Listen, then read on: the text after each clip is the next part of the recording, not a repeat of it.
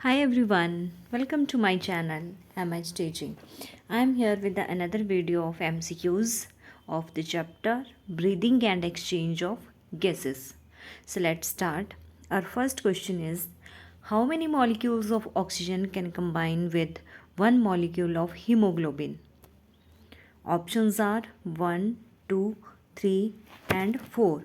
तो जो right answer है that is option D 4. Haemoglobin जो है it comprises two parts, haem and globin.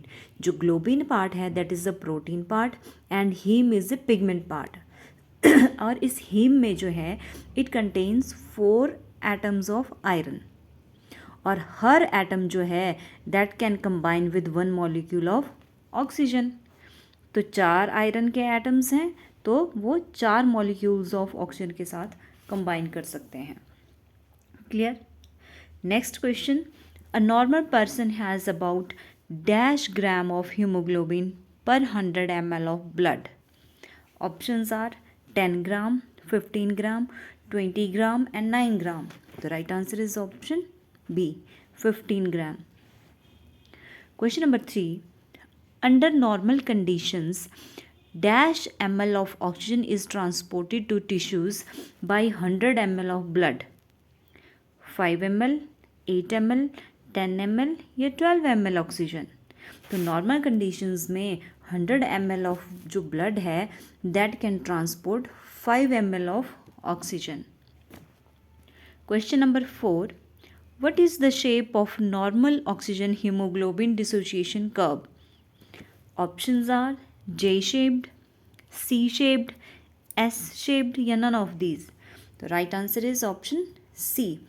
S-shaped होता है ऑक्सीजन हीमोग्लोबिन डिसोसिएशन कर्व और इसको सिग्मोइड भी बोलते हैं, sigmoid shaped. Question number 5.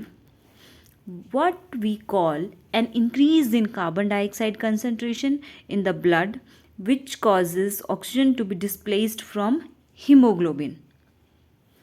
Ion effect, Bohr effect, both A and B या none of these.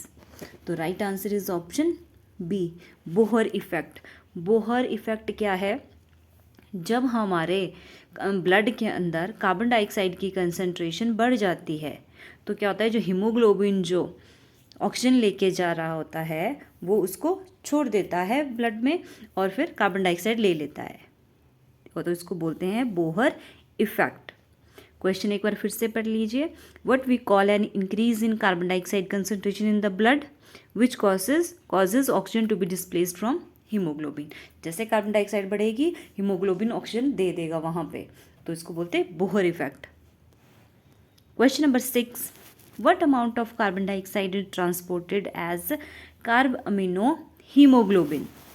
Options are 3%, 7%, 23% या 70%. तो कार्ब अमीनो हीमोग्लोबिन की फॉर्म में 23% कार्बन डाइऑक्साइड ट्रांसपोर्ट होती है इस फॉर्म में. अच्छा, मैक्सिमम कार्बन डाइऑक्साइड कौन ट्रांसपोर्ट करता है, किस फॉर्म में होती है? दैट इज़ बाइकार्बोनेट आयन की फॉर्म में. Round about 70% carbon dioxide is transported as bicarbonate ion, 23% carbon dioxide carbamino haemoglobin और जो 7% बची that is transported as dissolved in blood plasma. तो ये याद रखनी है आपने बातें. Question number 7. How many ATP molecules are produced from complete oxidation of A molecule of glucose in muscle and nerve cells? Options are 8, 12, 36 and 38. The right answer is your option C. 36 ATP molecules are produced. Question number 8. In Drinker's method of respiration, the machine used is called iron lung, Drinker's respiration, tank respiration या all of these. The right answer is option D, all of these. Question number 9. How many times adult human breathe per minute? 10 times, 20 times, 30 times या 12 to 14 times. तो D is the right answer. Normal conditions में जो adult होते हैं वो 12 से 14 बार एक minute में ब्रीथ करते हैं. Question number 10. What is the full form of COPD?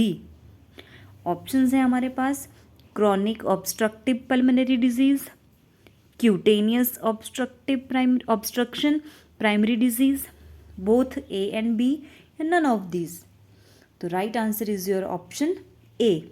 COPD is chronic obstructive pulmonary disease. Question number 11. Pneumonia is caused by which bacterium? Options हैं Mycobacterium tuberculosis, Streptococcus pneumonia, Corynebacter diphtheria या none of these. तो right answer is your option B.